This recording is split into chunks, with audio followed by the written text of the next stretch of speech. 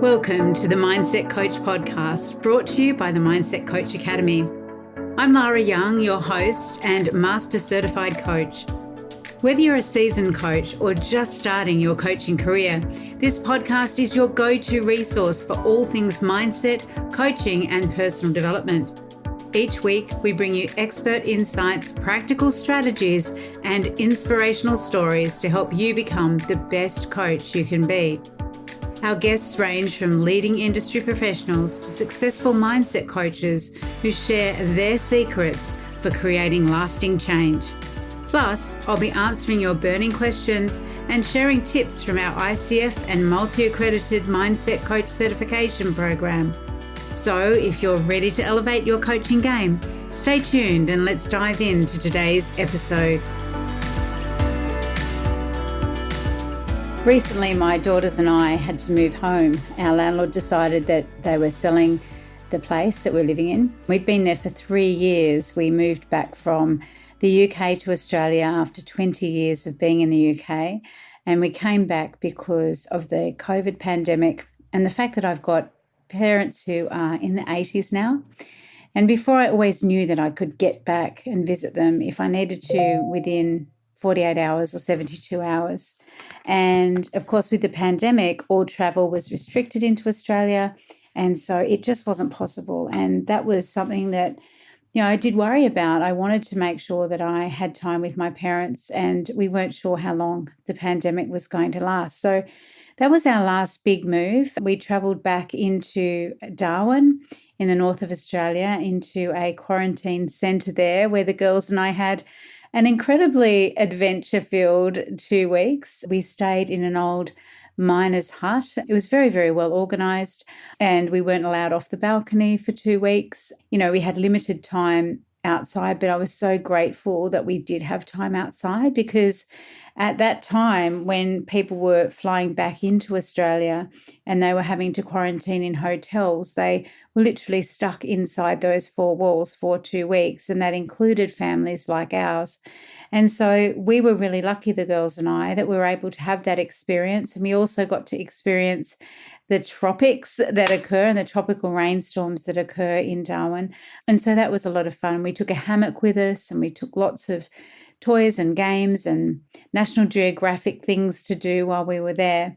We really embraced it as an opportunity to spend time together as a family, and just did a lot of playing and chatting, and taught ourselves a whole lot of new card games and all those things. And I think that was a significant move, coming back from the UK to Australia. And when we did move back, we actually were really lucky that we found a place to rent relatively quickly that was 2 minutes walk around the corner from one of my sister's houses and a 10-minute walk to the girls' new school. And so we're so grateful to find that and to make it our new home. And then fast forward 3 years, we got a letter from our landlord saying that they had decided to sell. And what it meant was that we had to move, and we had to move in a relatively short period of time in what is a very competitive rental market in the Central Coast, which is where I live. And so, I had a couple of options. I was thinking about, I need to be out between now, which now was September and late September, and the 3rd of December. So do I make the move and buy a house, buy something, or do I continue to rent? And I decided that I felt like it would be too much pressure on me to try and find somewhere to buy and go through all the contract exchange and all of those kind of things in that short space of time. And so we decided that we're going to move during the school holidays. That was what we envisaged. We wanted to go during the October school holidays, so the girls had 2 weeks off school, and that would be the least disruptive time in terms of them and also in terms of me and my work, because when it's school holidays here, I typically don't do the calls in the Mindset Coach Academy. All of our programs, and Andy, our Director of Education, was taking the calls during that period. So we ended up luckily finding somewhere really, really relatively quickly and being accepted. And in fact, we got accepted on 3 different properties in one day, which is unheard of, I think. And then came the decision-making process. And then came the process of having to pack the house and to move and to clean the old house and to clean the new place before we moved in. And all the while, part of me was, I can't believe this is happening. I don't want to move. Moving is horrible. And then I sort of, shifted my mindset around it. And I shifted my mindset to reframe, to start to think about what were the opportunities that this challenge was presenting us with as a family. And, the girls and I sat down and we thought about it. And it was, we have the opportunity to really think more about the sort of home that we want to live in, the sort of space that we want to have. We think more about the location. It's an opportunity to meet new neighbours and to make new friends, an opportunity to walk a different route to school every day. And so we really lent into that whole growth mindset perspective of reframing and being able to look at the situation, although it was unexpected and challenging, as being a really positive one. It also gave us the opportunity, of course, to clear out any clutter. The girls are now 10 and 12, and they'd reached that stage where they had a lot of Barbies and Barbie houses and things like that. And so they became little entrepreneurs themselves, and they cleaned up all the Barbie houses and the Barbie aeroplane and the camper van and the Ken dolls and the clothes. And, they made them clean, and then they put them on Marketplace and sold them for some additional pocket money. And it was a great opportunity to then also recognise that they'd outgrown most of their clothes. And so we, had a good clear out and a great declutter. And it really enabled us then to be able to say, okay, what do we actually really want to bring with us to our new home? And enabled us to place the furniture as we wanted to have it. And also, obviously, to, they had the opportunity for brand new bedrooms, to decorate those and to make them feel like their own. And I think sometimes in life, when we are presented with challenges, seeing them as opportunities and taking the time out to list what an opportunity that experience is so powerful, because it does create that shift, and it creates that shift in our emotional state, and then it also shifts our behaviors as well. And so as mindset coaches, one of our most important roles is to help our clients to do just that, to go from potentially a fixed mindset to a growth mindset. Now, as we know, and from last week's episode, a growth mindset, based on the research of psychologist Carol Dweck, refers to the belief that our abilities, intelligence, and talents can be developed through effort, strategies, and feedback. Now, it's this mindset that empowers clients to embrace challenges, persevere through obstacles like moving house unexpectedly, and view failure as a stepping stone to growth. But exactly how do we facilitate these shifts with our clients, and what specific tools and techniques can we use? Now, I think one of the times when actually that growth mindset starts to come in is when a client decides that they want to engage in a coaching relationship. And that's because they've started to think about the possibility of achieving a goal or solving a problem. So they start to really develop that different way of thinking even before we've started the coaching sessions, even before we have started the coaching relationship. And so using then our goal setting tools that we use to help clients to really clarify what it is that they desire, again embraces and develops that growth mindset and that new perspective. It gives clients a new perspective, a fresh perspective on what it is that they desire and what's possible for them as well. And so as we use our processes in the Mindset Coach certification program for goal setting that go beyond things like the GROW model or the OSCAR model, that are really about, leaning into exactly what a client wants. What do they really, truly, deeply desire? And then envisaging that for themselves, that really helps them to have that pull-through motivation of wanting to explore opportunities and possibilities that perhaps they previously didn't even think were appropriate or possible for them. So there are some things that happen as well along the way, which is, we set a goal and our clients set a goal, and then sometimes on the path to achieving that goal, they can engage in self-sabotaging behaviors or beliefs or habits. And so one of the things that we can do is to really help our clients to identify those saboteurs and then remove them so that they're no longer obstacles in the way of the client achieving the result they desire. And so one of the things that we do work on is understanding any beliefs that limit our client in some way that may hold them back from taking action. And we really want to reframe those limiting beliefs and remove them as well. And we have a lot of different techniques that we use to do this. And, limiting beliefs can be as simple as I can't do this, or it's not possible for me, or things like I'm not good enough.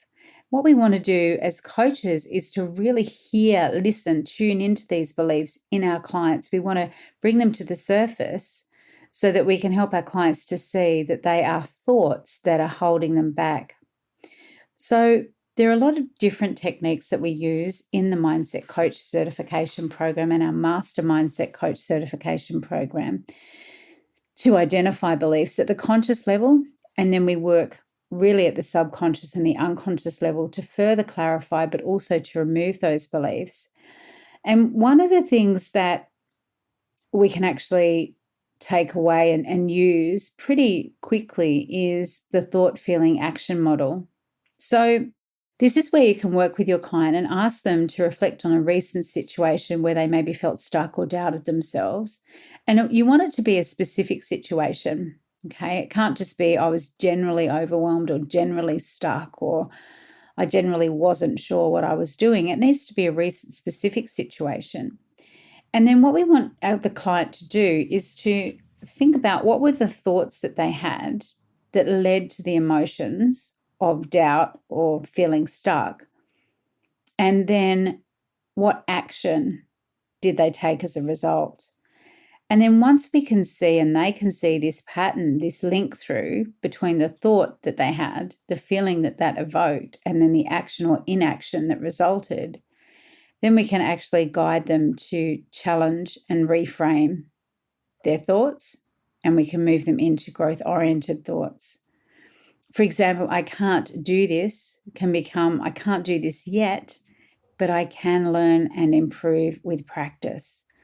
Now, this is really important because what this does is it opens up that lens of possibility and potentiality. What is possible? What is possible for me as a human being in relation to this goal, in relation to my life, in relation to everything? And when we help our clients to lean into and really focus on all the possibilities, then that's when, real change happens. Those aha moments happen and the doubt and the fear can fall away. And of course, there are lots of different things that we do as mindset coaches in working with limiting beliefs and lots of tools to identify them. But when you get your clients to think of a belief as a thought and just a thought, that can be hugely transformational. Are you looking for ongoing support and resources to continuously grow as a coach? Join our coaching membership at the Mindset Coach Academy. As a member, you'll have access to exclusive training opportunities, live Q&A sessions, coaching supervision, and a library of resources to help you stay at the top of your game. It's a fantastic way to stay connected, inspired, and informed. Head over to mindsetcoachacademy.com to join our thriving community today. The next thing that we also want to be conscious of is something that we ourselves do as coaches, and that is we really want to use growth-oriented language. Now, when we use growth-oriented language, the concept that we're embracing is that we are always learning and that there is always a possibility and opportunity to learn. So even if something is really challenging, it is what can I learn from this situation? What can I take from this situation that's going to benefit me in the future? And how will I grow from this experience? And so something that you can do with your clients is to get them to rewrite their self-talk. So when you ask a client to be particularly paying attention to their negative or fixed mindset language, they catch themselves using it in the moment. And then you can get them and help them to rewrite that. For example, I always fail at this becomes I'm in the process of learning how to do this. And again, what this does is it shifts and it builds resilience and it encourages persistence and it encourages recognition that I have control over the way I think and I talk to myself. And this can be really illuminating for clients because sometimes people don't realize just how negative that internal self-talk is and just how limiting it actually can be. And when we catch ourselves in the act, and you may be doing this too, when we catch ourselves in the act of I can't do it, then, and we actually reposition that and we say, well, I can't do it now, I can't do it yet, but I'm in the process of learning how, then that's a really, really powerful shift in perspective. The next is, when you think about it, we want to reflect on ourselves and we also want to make sure that we are, and it helps us to grow when we reflect on our performance, when we reflect on our conversations, when we reflect on our human interactions, when we reflect on the project that we completed, it really helps us to gain more self-awareness, to develop self-awareness and promote growth. And so when we help our clients to reflect on their experiences, we enable them to recognize their progress, identify areas for improvement, and understand that mistakes are a completely natural part of the learning process. So you may have heard me talk before about an achievement log and having your clients create an achievement log. I encourage you to think about, when we're cultivating growth mindset, to think about two things. One is a success or achievement log where they note down their daily or weekly wins, no matter how small. And oftentimes these days, daily planners have the, space for you to write quick wins. And this really helps to build confidence and acknowledge growth. And the second is a learning log where they reflect on the challenges they faced, how they approached them, and what they learned from the experience. And these logs become powerful tools for tracking growth and reinforcing a growth mindset over time. And we can start to recognize that they're developing their resilience as well. The more challenges that we face and successfully overcome, the more effective we are in the future at overcoming future challenges and succeeding. I talked a little bit earlier as well about, when we set goals and we have challenges for ourselves, goal setting is absolutely so powerful. And oftentimes what happens is people, when they set goals, they focus on the result alone and they don't actually explore the process. So what we want our clients to do is to set process-oriented goals, obviously with a fixed result, but to enjoy the process of getting there. So often clients will focus on the gap between where they are now and where they want to be, to the detriment they won't think about the gains they've made along the way. And so what we want to do is to help our clients to set goals that include the process. So for example, and some of these may sound like actions, but they're actually goals. And the goal is to practice, for example, if you want to develop your public speaking ability, the goal may not be, I'm going to deliver a flawless and perfect presentation on the 30th of November, 2020, whatever. It may be, I'm going to practice my presentation skills twice a week for the next month and seek feedback each time I do. And so this is about process, learning, and progress rather than perfection. Now, another thing that is actually one of the key principles of neurolinguistic programming, or NLP, which is there is no failure, only feedback. And in a growth mindset, failure is not seen as an end point. It's not time to, put our tools down and walk away. It's actually just feedback.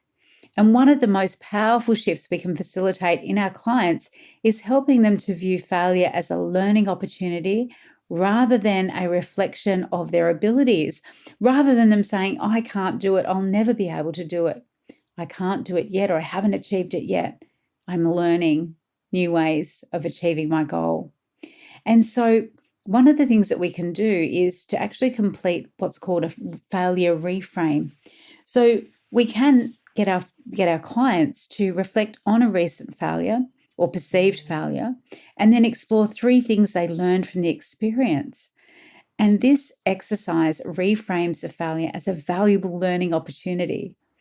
You can also ask clients questions, things like, how can you use this experience to do things differently next time?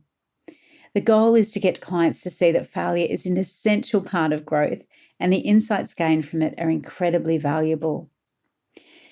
Now, there are some other things that we also want to help our clients recognize as they develop a growth mindset. And one of the things is, and this is about that relationship of learning and learning being about growth and having those insights so we can not repeat circumstances of the past. So, for example, in timeline therapy, we explore with our clients patterns that they're repeating, often outside of conscious awareness. And when we learn the lesson, then we actually release the pattern or the behavior. So, say, for example, you find yourself in a role, or your clients finding themselves in a role where they keep working for the same bullying boss. Their boss is micromanaging them, they're bullying them, they're demanding, hyper demanding. And yet it's a different organization and a different role every time, but the circumstances seem to remain the same. What we know is that there's a pattern there that is being repeated by the client. And until the client actually learns the lesson that they need to learn, they're going to keep repeating that. They're going to keep matching for that pattern in their lives. And it happens in relationships as well. It happens with money. It happens with health and fitness. And when we can help our clients to actually identify the history of a problem, then we can actually help them to learn the lesson and release it. With hypnosis, we can also help our clients to really embed new habits and new learnings and new emotional states around failure, and help them to see learning as a positive, ongoing, lifelong experience, rather than as something that they only do while they're at school, or they only do if they've made a mistake. That we are always constantly learning as human beings, and we are always constantly growing.